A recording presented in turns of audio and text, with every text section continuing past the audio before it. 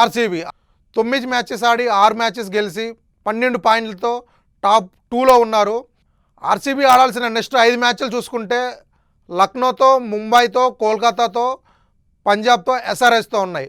So last 2 matches చాలా tough matches. Punjab and Sunrisers ఇద్దరు first position and third పొజిషన్లో ఉన్నారు. ఆ 2 మ్యాచ్లు వాళ్ళకి చాలా tough matches. And first 3 matches చూసుకుంటే వాళ్ళకి కొంచెం ఈజీ మ్యాచెస్. లక్నోతో, ముంబైతో అండ్ అలాగే కోల్కతాతో.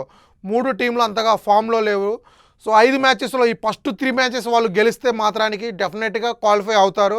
అండ్ లాస్ట్ టఫ్ మ్యాచెస్లో ఒకటి గెలిచినా వాళ్ళు టాప్ 2లో ఉంటారు. ఎందుకంటే ఆ టాప్ 2 పొజిషన్కి కూడా Sunrisers and Punjab Kings తోటే వాళ్ళకి పోటీ ఉంటుంది.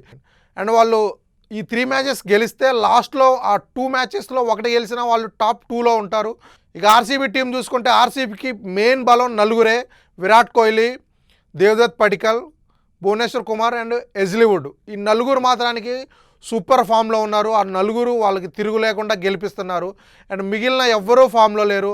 బేతాల్ చూసుకుంటే ఆడిన 2 మ్యాచ్లు తను అంతగా ఆకట్టుకోలేదు. అంటే స్టార్టింగ్ చాలా రన్స్ కొడుతున్నాడు కానీ ఎర్లీగా అవుట్ అవుతున్నాడు. అండ్ అలాగే కెప్టెన్ రజత్ పడిదార్ చూసుకుంటే ఫస్ట్ 4 మ్యాచెసే తను 21 సిక్సెస్ కొట్టాడు. మిగిలిన 5 మ్యాచెస్లో 5 సిక్స్లు కూడా కొట్టలేదు. జస్ట్ 4 సిక్స్లే కొట్టాడు. తను ఫామ్ కోల్పోయాడు. జితేష్ శర్మ ఫామ్లో లేడు. రొమారియో గురించి ఎంత తక్కువ మాట్లాడుకుంటే అంత మంచిది. బ్యాటింగ్, బౌలింగ్ రెండిట్లో ఫెయిల్ అవుతున్నాడు. అండ్ టీమ్ డేవిడ్ ఫస్ట్లో చాలా బాగా ఆడాడు కానీ ఈ మధ్య కొంచెం తక్కువ ఆడుతున్నాడు. ఫామ్ కోల్పోయాడు తను కూడా. కానీ తను మాత్రానికి పర్లేదు. అండ్ అలాగే బౌలింగ్ ఇందాక మనం చెప్పినట్టు భూవే అండ్ హెజ్లీవుడ్ సూపర్గా వేస్తున్నారు.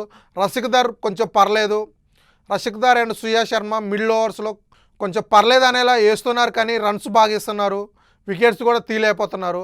అండ్ కృణాల్ పాండ్యా ఈ మధ్య స్టార్టింగ్లో ఎంత సూపర్గా బౌలింగ్ వేసాడో ఈ మధ్య మాత్రానికి తను అంత మంచిగా వేయట్లేదు. అండ్ ఆర్సీబీకి బాగా weakness middle order. Virat Kohli and Devdutt Padikkal తప్పించి మిడిల్ ఆర్డర్లో ఎవరు ఆడట్లేదు. వాళ్ళిద్దరూ ఫెయిల్ అయితే మాత్రానికి, ముఖ్యంగా విరాట్ కోహ్లీ ఫెయిల్ అయితే మాత్రానికి ఆర్సీబీ ఓడిపోతుంది.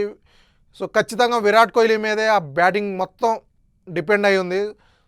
చూడాలి మరి తను ఎలా ఆడతాడో, ఆర్సీబీని క్వాలిఫై చేస్తాడో లేదో.